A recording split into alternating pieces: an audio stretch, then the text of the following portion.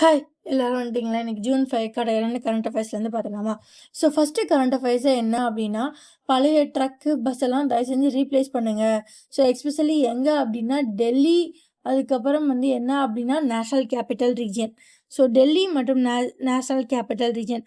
So national capital ரீஜியன்னா என்ன வரும் அப்படின்னா டெல்லியோட சுற்று வட்டாரம் ப்ளஸ் ஹரியானா, ராஜஸ்தான், உத்தரப்பிரதேஷ். ஸோ இவங்க எல்லாரும் சேர்ந்து தான் டெல்லி மற்றும் நேஷ்னல் கேபிட்டல் ரீஜன். ஸோ இந்த ரீஜனில் பிரைம் மினிஸ்டர் நரேந்திர மோடி என்ன சொல்லியிருக்காங்கன்னா, போதுன்ற அளவுக்கு பொல்யூஷன் இருக்குடா, தயவு செஞ்சு பழைய ட்ரக்கெல்லாம் தூக்கி போட்டு பூசுவாங்க அப்படின்னு சொல்லியிருக்காங்க. ஸோ அதாவது old trucks and buses in Delhi and national capital ரீஜன்ஸை வந்து மாற்றணும். ஸோ இப்போ ஓல்டு பஸ்ஸஸ் நீங்கள் பார்த்தீங்க அப்படின்னா அவன்லாம் வந்து பாரத் ஸ்டேஜ் 4 இருப்பான். ஸோ அவனெல்லாம் தூக்கி போட்டுட்டு பாரத் ஸ்டேஜ் 6 வெஹிக்கிள்ஸ் வாங்குங்க, இல்லைன்னா சூப்பர் ஈவிக்கு போயிடுங்க, பஞ்சாயத்தே இல்லை. ஸோ இந்த ரெண்டுக்கு வந்து மாறிடுங்க. ஸோ இது வந்து எதுக்காண்டி அப்படின்னா நேஷ்னல் கேபிட்டல் ரீஜனில் இருக்க பொல்யூஷனை குறைக்க. ஸோ இப்போதைக்கு அங்கே வந்து எத்தனை ஓல்டு ட்ரக்ஸ் அண்ட் பஸ்ஸஸ் வந்து இந்த BS4 இருக்குது அப்படின்னா 2.07 lakh பஸ்ஸஸ் அண்ட் ட்ராக்ஸ் வந்து இருக்குது. ஸோ அதை வந்து நாங்கள் வந்து ஸ்கீம் வந்து இதுக்குன்னு ஒதுக்கியிருக்கோம் அப்படின்னு சொல்லியிருக்காங்க. ஸோ எவ்வளோ க்ரோஸ் போட்டிருக்காங்க அப்படின்னா 9,585 crores வந்து இன்வெஸ்ட் பண்ணியிருக்காங்க இதெல்லாம் ரீப்ளேஸ் பண்ணுறதுக்கு 2 வருஷத்துக்கு. ஓகேவா? சரி, நம்ம பாட்டுக்கு புதுசாக போயிட்டு ஒருத்தர் ரோட்டில் வந்து நீங்கள் இந்த வண்டி ஓட்டாதீங்க, புது வண்டி ஓட்டுங்கன்னா கேட்பாங்களா? ஸோ கேட்க மாட்டாங்க. அதுக்கு ஒரு ஸ்கீம் கொண்டு வந்திருக்காங்க, அதுதான் இந்த ஸ்கீம். ஸோ இதில் யாரெல்லாம் பண்ண போகிறாங்க அப்படின்னா national capital region planning board. So அவங்க.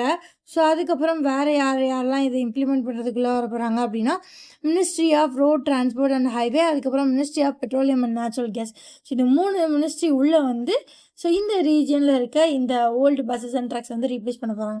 ஸோ இதுக்குன்னு ஒரு கமிட்டி இருக்குது. அந்த கமிட்டியோட ஹெட்டு வந்து யாருன்னு பார்த்தீங்க அப்படின்னா டாக்டர் டிவி சோமநாதன். ஸோ அவர் தான் இந்த கமிட்டியோட ஹெட்டு. ஸோ இந்த ரீப்ளேஸ்மெண்ட் கமிட்டியோட ஹெட்டு.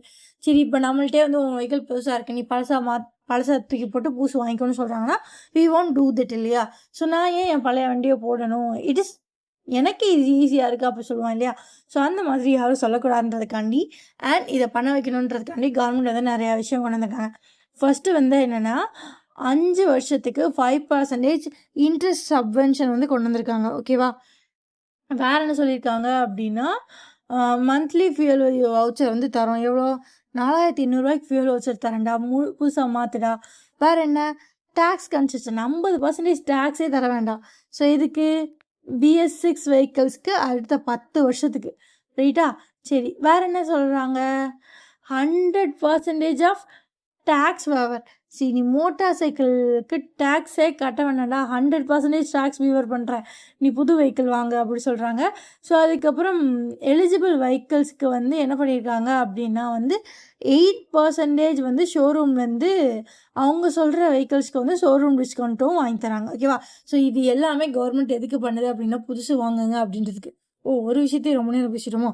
ஸோ அடுத்து போகலாமா? ஸோ அடுத்து வந்து ATF price stabilization. So aviation turbine fuel.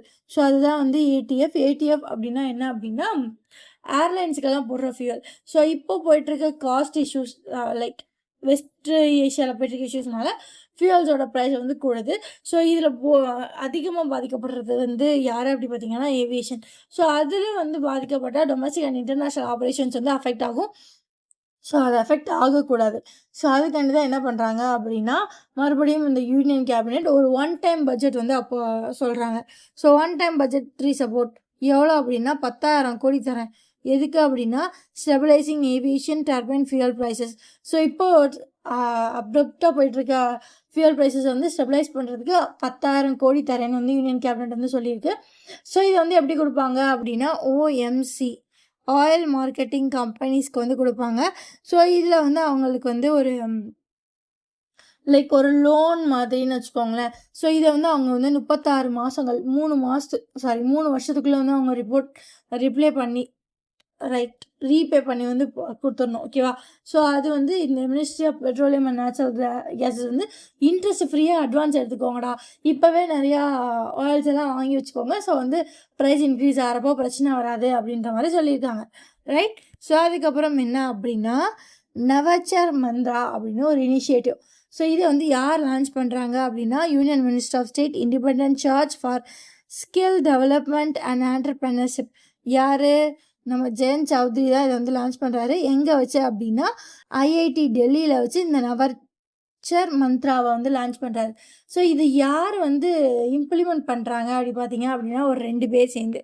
So யார் யார் அப்படின்னு நீங்கள் பார்த்தீங்க அப்படின்னா national institute for entrepreneurship and small business டெவலப்மெண்ட்டும், ஸோ அதுக்கப்புறம் ஐஐடியோட ஒரு இனிஷியேட்டிவான IIT Delhi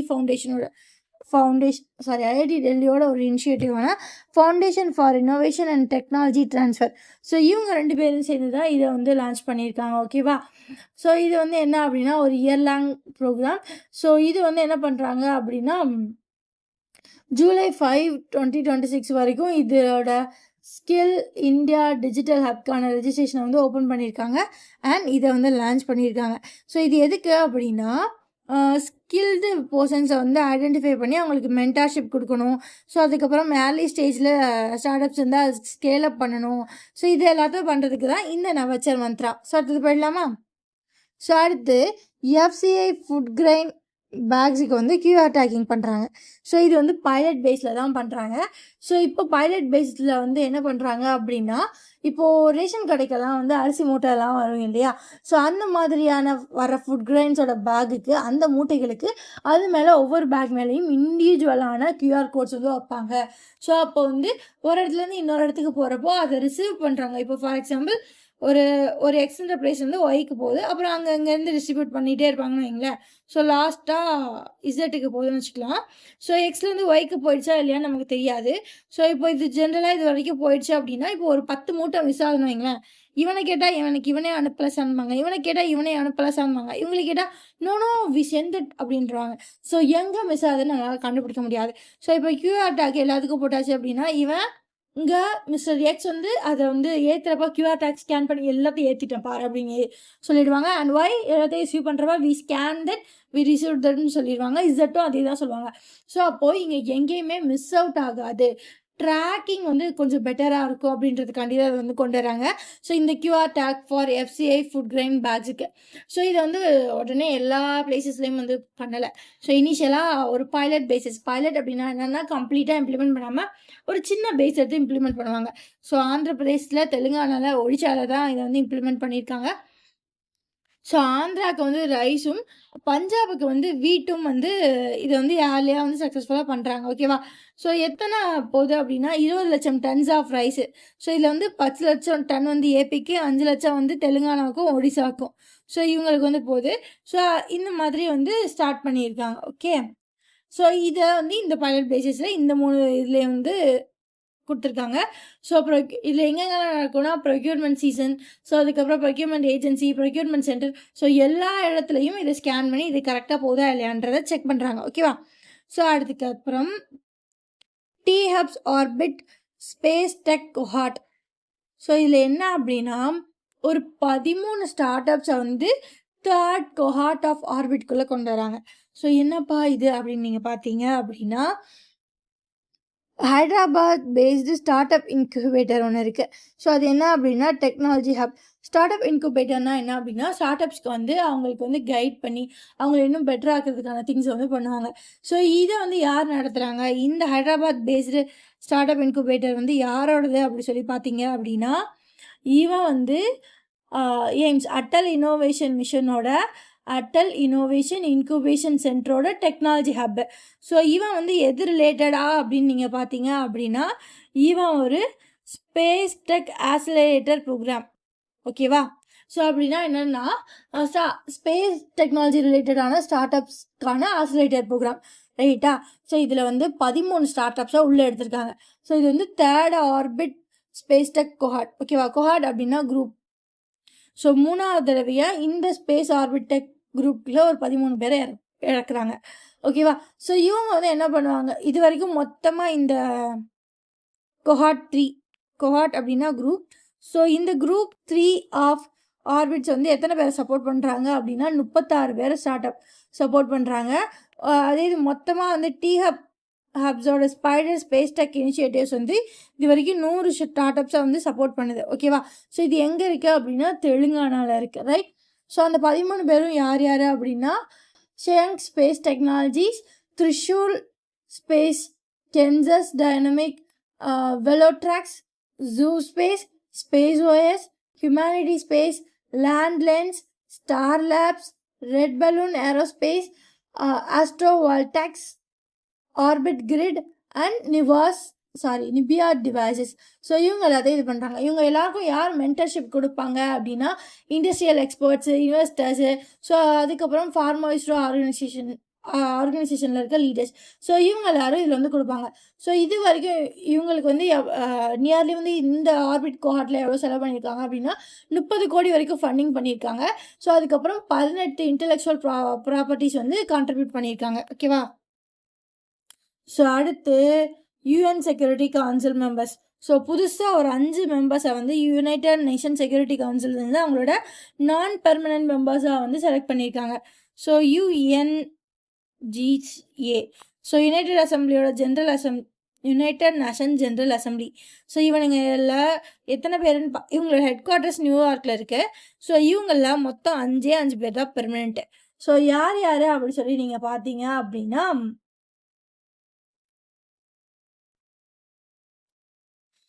P5 permanent 5.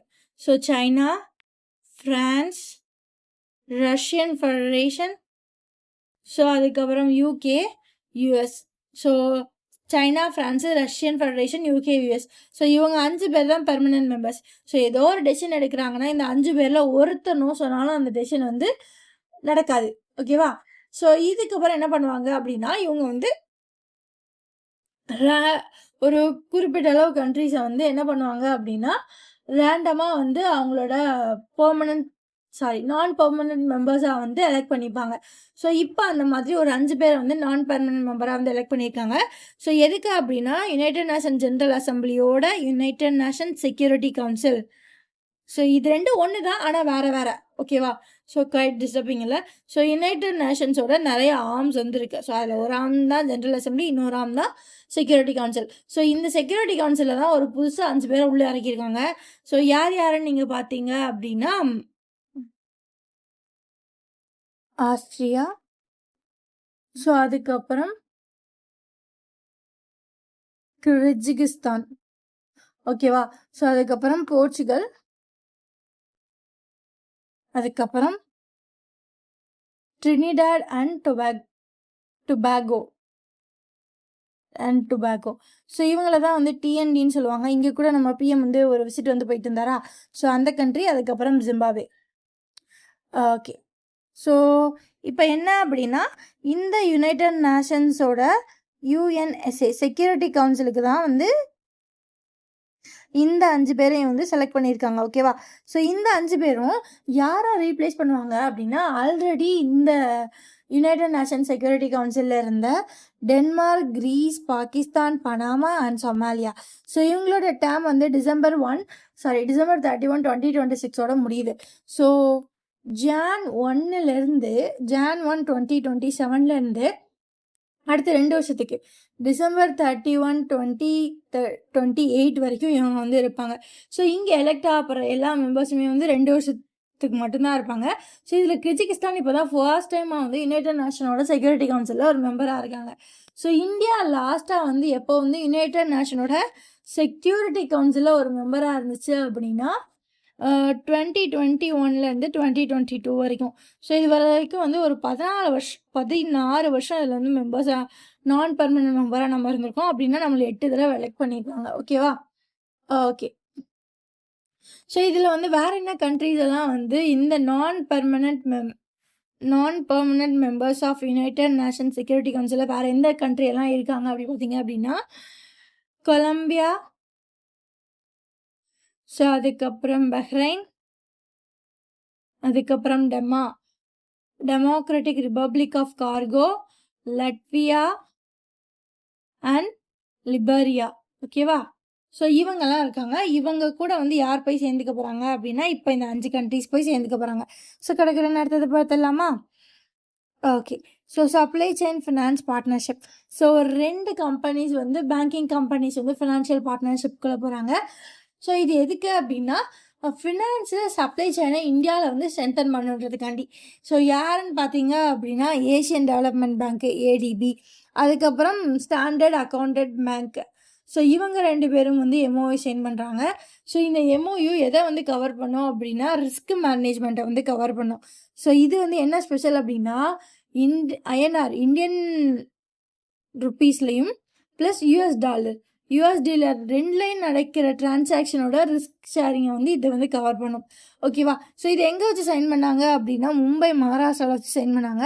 So யார் சைன் பண்ணாங்க அப்படின்னா ஏஷியன் டெவலப்மெண்ட் பேங்க் சைட்லேருந்து அதோட வைஸ் பிரசிடெண்ட்டான பர்கவ் தஸ்குப்தா அப்படின்றவங்களும். ஸோ அதுக்கப்புறம் CEO of chartered accountant bank and South Asia, chartered accountant bank India and South Asia. ஓகேவா? ஸோ சார்ட்டர்ட் அக்கௌண்ட் பேங்க்கில் இந்தியா அண்ட் சவுத் ஈஸ்ட் ரீஜியனோட சிஇஓவான பிடி சிங். ஸோ 2 பேரும் வந்து இந்த எம்ஓஓவில் வந்து சைன் பண்ணியிருக்காங்க. ஓகேவா?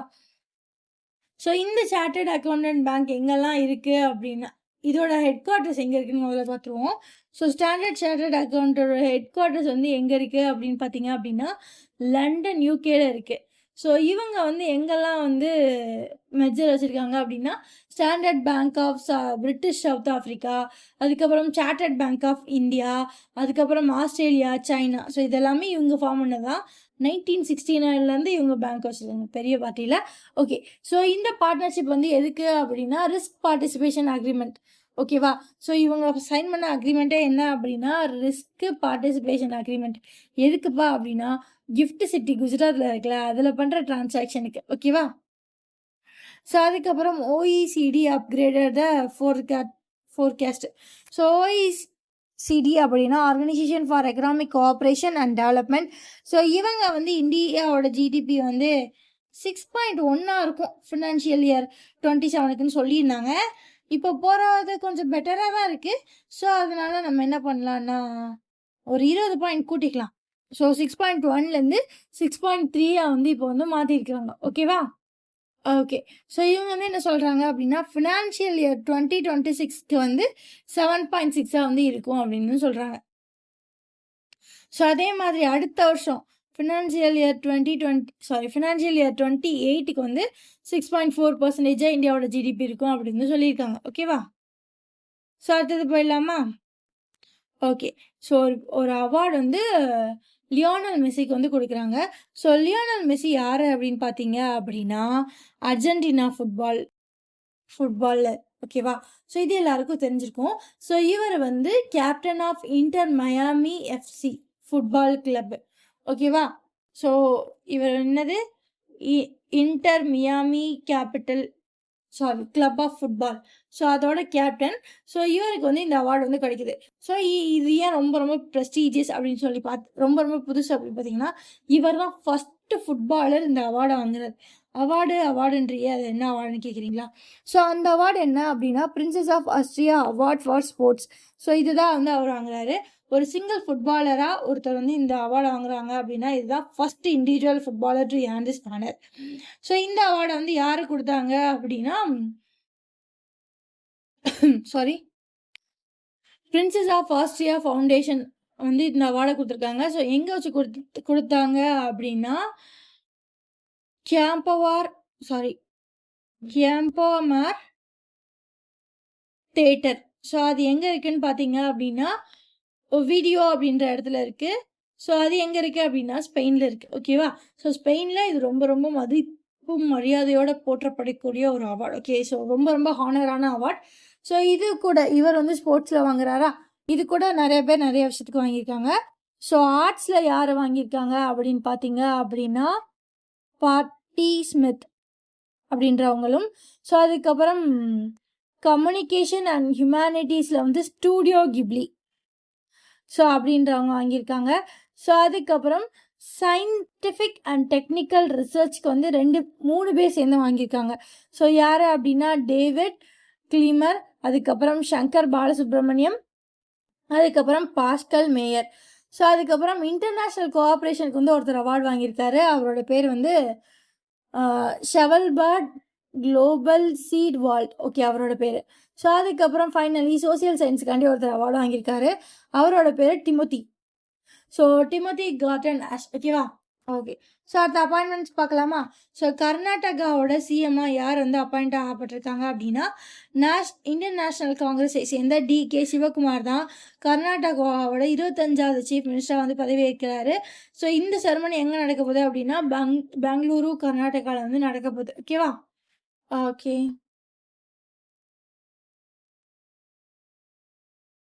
ஓகே. ஸோ அடுத்து வந்து என்ன அப்படின்னா, டென்மார்க்கோட பிஎம்மா வந்து யார் எலெக்ட் பண்ணியிருக்காங்க அப்படின்னா, மேட்டி ஃப்ரீடெரிக்சன். ஸோ இவர் வந்து டென்மார்க்கோட பிரைம் மினிஸ்டராக வந்து பதவியேற்கிறாரு. முக்கியமான விஷயம் என்ன அப்படின்னா, 3வது கன்சிக்யூட்டிவ் டேர்மாக பதவியேற்கிறாரு. ஓகேவா? ஸோ இவர் வந்து இவர் இல்ல இவங்க ஸோ இவங்க ஒரு woman. So prime minister of Denmark வந்து ஒரு உமனு. அவங்களோட பேர் வந்து மேட்டி ஃபென்ட்ரிக். ஸோ அவங்க வந்து எப்போ இது ஸ்டார்ட் பண்ணாங்க? இப்போ மார்ச்ல நடந்த எலெக்ஷனில் வந்து இதை வின் பண்ணியிருக்காங்க. ஸோ அவங்க வந்து 2011 அவங்க வந்து மினிஸ்டர் ஆஃப் எம்ப்ளாய்மெண்ட்டாக இருந்தாங்க. 2014 வந்து மினிஸ்டர் ஆஃப் ஜஸ்டிஸாக இருந்தாங்க. ஸோ அதுக்கப்புறம் வந்து பிரைம் மினிஸ்டர் ஆகிட்டாங்க. ரைட். ஸோ இவங்க தான் யார் அப்படின்னா, second woman PM of Denmark. So அப்போ ஃபஸ்ட்டு யார் அப்படின்னா, ஹீலி தோரிங். ஓகேவா? So Healy தாரிங். ஸோ இவங்களுக்கு கீழே தான் இவங்க வந்து மினிஸ்டர் ஆஃப் ஜஸ்டிஸாக வந்து 2014 இருந்திருக்காங்க. ரைட்டா? ஸோ அதுக்கப்புறம் வந்து இவங்க வந்து 2019 வந்து பிரைம் மினிஸ்டர் ஆகிறாங்க. 2011 வந்து என்னவா இருக்காங்க? Minister of employment. ஸோ அதுக்கப்புறம் 2014 மினிஸ்ட்ரி ஆஃப் ஜஸ்டிஸ். ஸோ யாருக்கு கீழேனா, டென்மார்க்கோட ஃபஸ்ட்டு ஃபீமேல் பிரைம் மினிஸ்டரான ஹீலி தாரிங் ஸ்மித் கீழே. ஸோ அதுக்கப்புறம் அவங்களுக்கு அடுத்து என்ன ஆகுது அப்படின்னா, இவங்களே வந்து பிரைம் மினிஸ்டர் ஆகிறாங்க 2019. ஸோ அப்போலேருந்து இவங்க தான் இது பிரைம் மினிஸ்டர் இப்போ வரைக்கும் டென்மார்க்கு 3வது கன்சிக்யூட்டிவ் டேர்மாக வந்திருக்காங்க. ஸோ இதில் 2 நோட் பண்ணக்கூடிய விஷயம் என்ன அப்படின்னா, இவங்க தான் second woman PM of Denmark. அதுக்கப்புறம் யங்கஸ்ட் பர்சன் டு ஹோல்ட் ஆஃபீஸ்னாலும் இவங்க தான். ஸோ அதுக்கப்புறம் என்ன அப்படின்னா, விசா வந்து என்ன பண்ணியிருக்காங்க அப்படின்னா, இன்ஃபினிட்லி மோர் அப்படின்னு ஒரு கேம்பெயின் வந்து நடத்திட்டு இருக்காங்க. ஸோ அதோட பிராண்ட் அம்பாசிடராக யாரை வந்து போட்டிருக்காங்க அப்படின்னா, ஷாருக் கான். ஷாருக் கான் அவங்கள தான் வந்து அவங்களோட பிராண்ட் அம்பாசிடராக வந்து போட்டிருக்காங்க. ஸோ அதுக்கப்புறம் இவங்க இது visa.co.in அப்படி சொல்லிட்டு ஒரு வெப்சைட்லேயே லான்ச் பண்ணுறாங்க. ஸோ இவங்களோட தீம் என்ன அப்படின்னா, இவங்க நிறையா ரிவார்ட்ஸ் வந்து தராங்க. ஸோ அதுக்கப்புறம் வந்து இவங்க வந்து 200 கண்ட்ரீஸ்க்கு மேலே கார்டு ஹோல்டர்ஸ் வச்சுருக்காங்க. ஸோ அதுக்கப்புறம் மெர்ச்சன்ட்ஸுமே பார்த்தீங்க அப்படின்னா 175 மில்லியன் மெர்ச்சன்ட்ஸ் லொக்கேஷன்ஸ் வந்து இவங்க வந்து வச்சுருக்காங்க. ஸோ அதுக்கப்புறம் அக்யூசிஷன்ஸ் பார்க்கலாமா? ஸோ இதில் என்ன அப்படின்னா, GQU பார்ட்னர்ஸ் வந்து ஒரு கம்பெனியில் ஸ்டாக் வச்சுருந்தாங்க. அந்த ஸ்டாக்கை இன்னொருத்தனுக்கு விற்றுட்டாங்க. அதை பற்றி தான் பார்க்க போகிறோம். GQQ. ஸோ இவங்க வந்து என்ன பண்ணியிருக்காங்க அப்படின்னா, GMR ஏர்போர்ட்ஸ். ஸோ அதில் வந்து ஒரு ஸ்டாக்ஸ் வந்து கொஞ்சம் வச்சுருக்காங்க. ஸோ அதில் 1.85% ஆஃப் ஸ்டாக்ஸை வந்து இவங்க வந்து விற்றுடுறாங்க. யாருக்கு அப்படின்னு பார்த்தீங்க அப்படின்னா, ஃபிடலிட்டி அப்படின்ற ஒரு கம்பெனிக்கு, ஃபிடலிட்டி லிமிடெட். ஸோ எது வழியா அப்படின்னா, ஓப்பன் மார்க்கெட் ஆப்ரேஷன்ஸ் வழியாக வைக்கிறாங்க. ஸோ எவ்வளோ காசுக்கு விற்றாங்க அப்படி பார்த்தோம் அப்படின்னா, ₹1906 crores வந்து விற்றுருக்காங்க. ஸோ ஆவரேஜாக ஒரு ஸ்டாக் எவ்வளோத்துக்கு விற்றுருக்காங்க அப்படின்னா, 97.75 rupeesக்கு விற்றுருக்காங்க. ஓகேவா? ஸோ ஏன்னா அவங்க வச்சுருந்ததில் 1.85 ஸ்டாக்ஸை வந்து அவங்க வந்து ஷோல்ட் பண்ணியிருக்காங்க. ஓகேவா? இது வந்து QGQ வந்து ஒரு யூஎஸ் பேஸ்டு கம்பெனி. ரைட்?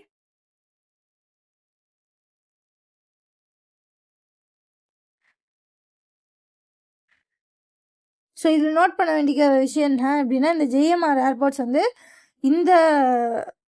அதாவது மார்ச் குவார்ட்டரில் மட்டும் எவ்வளோ வருமானம் ஈட்டியிருக்கு அப்படின்னா, 400 கோடி டர்ன் ஓவர். ரைட். ஸோ அதுக்கப்புறம் ஒரு புக் ரிலீஸ் தான் பார்க்க போகிறோம். ஸோ இந்த புக்கை வந்து யார் ரிலீஸ் பண்ணுறாங்க அப்படின்னா, vice president of India CP Radhakrishnan தான் அஃபிஷியலாக ரிலீஸ் பண்ணுறாங்க. ஸோ இந்த புக்கோட பேர் என்ன அப்படின்னா, when audit matters CAG intervention that made a difference. So இதுதான். ஸோ இந்த புக்கை யார் எடிட் பண்ணாங்க அப்படி பார்த்தீங்க அப்படின்னா, former comptroller and auditor general. So CAGனா என்ன அப்படின்னா, கம்ட்ரோலர் அண்ட் ஆடிட்டர் ஜென்ரல். ஓகேவா? ஸோ இவங்க தான். ஸோ இது சிஏஜினா controller and auditor general. So former controller and auditor ஜென்ரலாக இருந்த வினோத் ராய் தான் வந்து இந்த புக்கை வந்து எடிட் பண்ணுறாரு. ஸோ பண்ணிட்டாங்க, இந்த புக்கையும் ரிலீஸ் பண்ணிட்டாங்க. ஸோ அடுத்து இன்னைக்கு இல்லை, ஆமாம் நேத்திக்கு June 4 இந்த டே என்ன அப்படின்னா international day for innocent childrens of victims of aggression. So இந்த டேயை யார் வந்து செலிப்ரேட் பண்ண ஆரம்பித்தாங்க அப்படின்னா யுனைடெட் நேஷன்ஸோட general assembly 19th August 1982 celebrate பண்ணுறாங்க. ஸோ இது எதுக்கு அப்படின்னா அவேர்னஸ் க்ரியேட் பண்ணணும். எதுக்கு அப்படின்னா வாரால், வயலன்ஸால், அப்யூஸால் எக்ஸ்ப்ளாய்ட் பண்ணப்பட்ட குழந்தைங்களுக்கான அவேர்னஸ் வந்து க்ரியேட் பண்ணணும் அப்படின்றதுக்கு தான் இந்த டேவை வந்து innocent children victim of aggression டேயாக நம்ம வந்து செலிப்ரேட் பண்ணுறோம். ஓகேவா? ஃபஸ்ட் டைம் வந்து இதை வந்து 4th June 1983 தான் செலிப்ரேட் பண்ணாங்க. ரைட்? ஸோ 1982 சொல்லி 4th June 1983 ஃபர்ஸ்ட் டைமாக செலிப்ரேட் பண்ணாங்க. ரைட். ஸோ அதுக்கப்புறம் என்ன அப்படின்னா தெலுங்கானா திரிங்கா கோஆப்ரேஷன் பேக்ட். ஸோ இந்தியாவில் இருக்க தெலுங்கானாவும் ஜெர்மனியில் இருக்க ஒரு ஸ்டேட்டான துரிங்கா, அவங்க 2 பேரும் என்ன பண்ணுறாங்க அப்படின்னா ஸ்ட்ராட்டஜிக் கோஆப்ரேஷன் பேக்ட் வந்து சைன் பண்ணுறாங்க. ஸோ இது என்ன அப்படின்னா ஒருத்தருக்கு ஒருத்தர் வந்து மியூச்சுவலாக இண்டஸ்ட்ரியல் டெவலப்மெண்ட்டில், எக்ஸ்சேஞ்ச் ஆஃப் டெக்னாலஜி எக்ஸ்பர்டைஸில், ஸோ அதுக்கப்புறம் என்ஹான்சிங் அட்வான்ஸஸ் ஸ்கில் ட்ரைனிங்லலாம் வந்து ஒருத்தருக்கு ஒருத்தர் வந்து ஹெல்ப் பண்ணிப்போம். ஸோ நம்ம வந்து ஒரு ஃப்ரேம் ஒர்க்கை க்ரியேட் பண்ணி ஸோ அது வழியாக ஒருத்தருக்கு ஒருத்தர் ஹெல்ப் பண்ணுவோம் அப்படி சொல்லியிருக்காங்க. ஸோ அதுக்கப்புறம் நேற்றே பார்த்தோம் சிபிஎஸ்சியோட சேர்மனை வந்து மாற்றிட்டாங்க. ஸோ சிபிஎஸ்சியோட சேர்மனாக இதுக்கு முன்னாடி யார் இருந்தாங்க அப்படின்னா ராகுல் சிங் இருந்தாங்க. ஸோ இவங்க வந்து யாராக வந்து இப்போது யார் இருக்காங்க அப்படின்னா பிரசாத் சீதாராம் லாக்டே. ஸோ இவங்களை வந்து மாற்றிட்டாங்க. ஸோ ராகுல் சிங்கை வந்து இவர் வந்து ரீப்ளேஸ் பண்ணுறாரு. ஏன் திருப்புன்னு சிபிஎஸ்சியில் எப்படி ஒரு மாற்றம் அப்படி பார்த்தீங்க அப்படின்னா ஆன் ஸ்க்ரீன் மார்க்கிங்கில் இப்போ போயிட்டுருக்க பயங்கரமான டெக்னிக்கல் பஞ்சாயத்தால் தான், கான்ட்ரவர்சியால் தான். ஸோ ஆன் ஸ்க்ரீன் மார்க்கிங் அப்படின்னா என்ன அப்படின்னா இது வரைக்கும் வந்து நம்ம எல்லோரும் பரீட்சை எழுதுவோம். ஸோ பரீட்சை எடுத்துகிட்டு போய் நம்ம பேப்பர்ஸ் எடுத்துகிட்டு போய் திருத்துவாங்க. ஸோ இப்போது இந்த ஆன் ஸ்க்ரீன் மார்க்கிங்கில் என்ன அப்படின்னா நீங்கள் யாரும் எங்கேயும் வர வேணாம் சாமி, நீ எல்லாம் இடத்துலையே இருந்துக்க. நான் என்ன பண்ணுவேன் அப்படின்னா பேப்பர்ஸ் எல்லாமே டிஜிட்டலைஸ் பண்ணிவிடுவேன், ஸ்கேன் பண்ணி பேப்பர்ஸை மட்டும் நான் உங்களுக்கு கொடுத்துருவேன். ஸோ நீங்கள் வந்து அதை திருத்தணும் அப்படின்ற மாதிரி கொண்டு வந்தது தான் இந்த ஆன் ஸ்க்ரீன் மார்க்கிங். ஸோ இதில் என்ன பஞ்சாயத்தாக ஆச்சு அப்படின்னா இப்போது எல்லாருக்கும் மார்க்ஸ் வந்து வந்துருச்சு சிபிஎஸ்சியோட ரிசல்ட்ஸ். ஸோ வந்ததில் என்ன இருக்குது அப்படின்னா நிறையா குழந்தைங்களுக்கு மார்க் வந்து கம்மி. ஸோ எப்போவும் இல்லாத அளவுக்கு கடந்த 7 வருஷத்தில் இல்லாத அளவுக்கு சிபிஎஸ்சியோட பாஸ் பர்சன்டேஜ் 85% கிட்ட போயிடுச்சு. ஸோ 85.82 கிட்ட போயிடுச்சு. ஸோ இது வந்து ரொம்ப ரொம்ப கம்மியான பாஸ் பர்சன்டேஜ். ஸோ ஏன்டா நம்மளுக்கு மார்க் வரலன்னு எல்லாரும் வந்து பேப்பருக்கு வந்து ரிவால்யூஷன் போட்டு பார்ப்பாங்க இல்லையா? ஸோ அப்படி பார்க்குறப்ப மேம் இது ஏன் பேப்பரே இல்லை, ஏன் கையெழுத்தே இல்லை இது அப்படின்ற மாதிரி கான்ட்ரவர்சி ஆச்சு. ஸோ அதை ஒருத்தர் வந்து ஒரு ஸ்டூடெண்ட் வந்து அவங்களோட ஹேண்ட் ரைட்டிங்கையும் அந்த பேப்பரில் இருக்க ஹேண்ட் ரைட்டிங்கையும் கம்பைன் பண்ணி இது என் ஹேண்ட் ரைட்டிங் இல்லை அப்படின்னு சொல்லிட்டு ஒரு போஸ்ட் போட்டாங்க. ஸோ அதுக்கப்புறம் நிறையா இன்னும் ஒரு 2 பேர் வந்து இதை வந்து பெருசாக சொன்னாங்க. ஸோ ஒருத்தர் வந்து ஒரு சைபர் செக்யூரிட்டியை சேர்ந்தவர். ஸோ அவரும் சொன்னார். ஸோ ஃபைனலி என்ன ஏதுன்னு பார்க்குறப்போ இந்த சாஃப்ட்வேர் இவங்க அதுக்கு ஸ்கேன் பண்ணி அப்லோட் பண்ணுறதுக்கு யூஸ் பண்ணியிருப்பாங்க இல்லையா? ஸோ அந்த சாஃப்ட்வேர் ஒரு மட்டமான சாஃப்ட்வேர். அதோட குவாலிட்டி டெஸ்டிங் அப்போ அதாவது ஒரு சாஃப்ட்வேர்னால் அதை உடனே வந்து யூட்டிலைஸ் பண்ண மாட்டாங்க, தே கோவர் டெஸ்ட். ஸோ அந்த மாதிரி குவாலிட்டி டெஸ்ட் பண்ணுறப்போ அப்போவே 37 பக்கு கிட்ட காட்டியிருக்கு. ஆனாலும் அதை யூஸ் பண்ணதுனால ஸோ இதில் பெரிய பஞ்சாயத்தாக இருக்குது. சரி திருத்துறப்பயாவது கரெக்டாக போயிருக்கான்னு பார்த்தா ஸ்கேன் பண்ணுறப்பவே 13,000 பேப்பரை ஸ்கேன் பண்ணுறதுல ரொம்ப குளறுபடி. ஸோ அந்த 13,000 பேப்பரை யார் திருத்திருக்காங்கன்னா திரும்ப டீச்சர் வச்சு தான் திருத்திருக்காங்க, அதாவது மேனுவலாக தான் கரெக்ட் பண்ணியிருக்காங்க. ஸோ இந்த மாதிரியான இஷ்யூஸை வந்து இவர் சிஓவாக இருக்க போனதுனால இந்த ராகுல் சிங்கை வந்து ரீப்ளேஸ் பண்ணியிருக்காங்க. யாரை வச்சு அப்படின்னா பிரசாத் சின்ஹா லோட்கே வச்சு. ஸோ பிரசாத் சின்ஹா லோட்கே வந்து என்ன பண்ணியிருக்காரு அப்படின்னா ஒரு ரோபோட் டெக்னிக்கல் ஃபவுண்டேஷன் வந்து கொண்டு வந்திருக்காரு, mechanical engineering degree and alumni of NIT. So அவங்கள வந்து உள்ளே கொண்டு வந்திருக்காங்க. ஸோ இவங்க வந்து இனிமேல் என்ன பண்ணிப்பாங்க அப்படின்னா எக்ஸாம்லாம் என்ன போச்சு இன்னும் நினச்சல்ன்றதெல்லாம் இனிமேல் பார்த்துப்பாங்க. ஓகேவா? ஸோ அதுக்கப்புறம் மிஸ்சலேனியஸ் வந்து பார்த்துடலாம். ஸோ பஞ்சாபில் அங்கன்வாடிஸ்லேயும் ஸோ அதுக்கப்புறம் ப்ரீ கவர்மெண்ட் ஸ்கூல்ஸ்லேயும் ப்ரீ பிரைமரி கவர்மெண்ட் ஸ்கூல்ஸ்லேயும் வந்து எஸ்பெஷலி எந்த ஊரில் அப்படின்னா பஞ்சாபில் இருக்க ஹோசியாப்பூர் டிஸ்ட்ரிக்டில் இருக்கவங்களுக்கு ப்ளே ஸ்கூல் வந்து எப்படி இருக்க போகுது அப்படின்னா மாண்டிசரி மாடலில் இருக்க போகுது. ஓகேவா? ஸோ பஞ்சாப் அங்கன்வாடிஸ் வந்து இனிமேல் மாண்டிசரி மாடல்ஸை அடாப்ட் பண்ண போகுது. ஸோ அவ்வளோதாங்க சின்ன கரண்ட் அஃபேர்ஸ். இந்த மாதிரி டெய்லி கரண்ட் அஃபேர்ஸை கடலாக கதையாக கேட்டு ஈஸியாக ஞாபகம் வச்சுக்கணும் அப்படின்னா நம்ம சேனலை சப்ஸ்கிரைப் பண்ணுங்கள். ஓகேவா? பாய். டெய்லி வீடியோ பார்த்துருங்க.